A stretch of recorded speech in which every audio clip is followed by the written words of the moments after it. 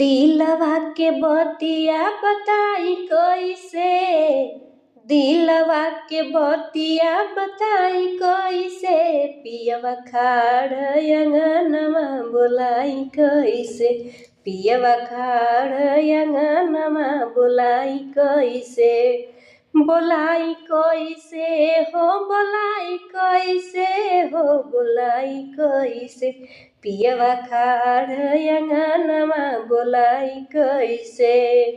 चूड़ी खन कईबे त सासु जानी जइहे, चूड़ी खन कईबे त सासु जानी जइहे, सासु जानी जइहे हो, सासु जानी जइहे, चूड़ी खन कईबे त सासु जानी जइहे।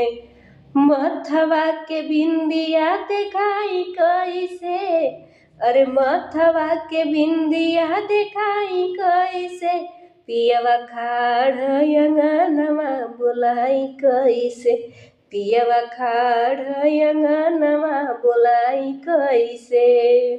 दिलवा के बतिया बताई कैसे, दिलवा के बतिया बताई कैसे, पियवा खाड़ अंगनमा बोलाई कैसे, पियवा खाड़ अंगनमा बोलाई कैसे।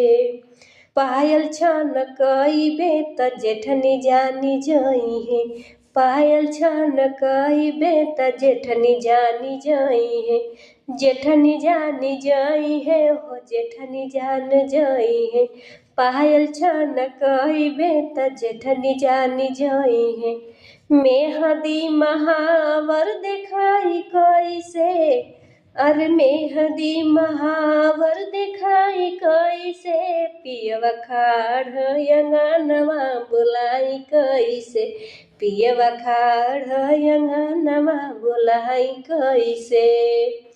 दिलवा के बतिया बताई कैसे, अरे दिलवा के बतिया बताई कैसे, पियवा खाड़ अंगनमा बोलाई कैसे, पियवा खाड़ अंगनमा बोलाई कैसे।